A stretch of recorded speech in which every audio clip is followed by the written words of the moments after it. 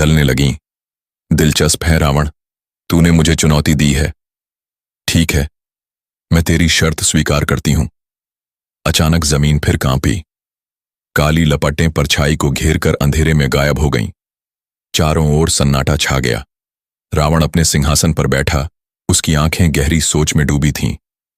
अगर यह शक्ति सच में सफल हुई तो मैं अपनी नफरत को भी भुला दूंगा, क्योंकि अब मेरा लक्ष्य सिर्फ सोने की लंका को फिर से उठाना है। अंधेरी शक्ति के मंत्रों से हवा और भी भारी हो गई थी। रावण के 10 सिरों पर गुस्सा और उत्सुकता साफ झलक रही थी। मेरे सेनापति लौटेंगे, लेकिन मैं चाहता हूं कि पहले वह नीच राक्षस सामने आए जिसने मेरी हार के समय मेरा मजाक उड़ाया था और कायरों की तरह धरती में छुप गया था। शक्ति मुस्कुराई।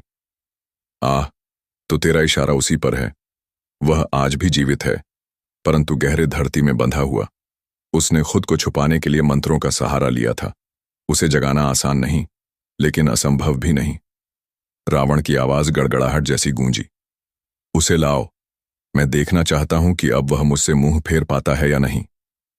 अंधेरी शक्ति ने अपने काले हाथों से जमीन पर चिन्ह बनाए।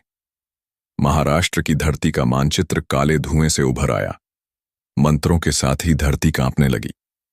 वहां की मिट्टी फटकर गहरे नीचे से तेज चीखें सुनाई दीं।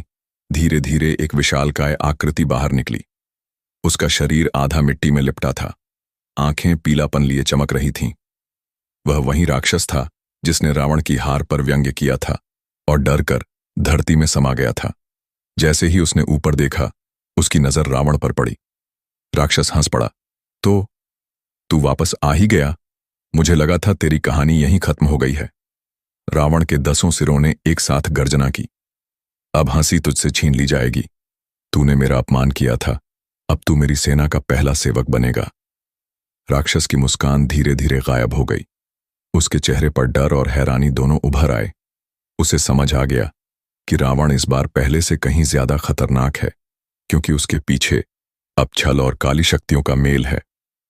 अंधेरी शक्ति ने उस राक्षस की गर्दन पर हाथ रखा और फुसफुसाई, या तो तू झुक जा या हमेशा के लिए इस अंधकार में समा जा। और इसी तरह वह राक्षस मजबूरी में रावण के सामने झुक गया।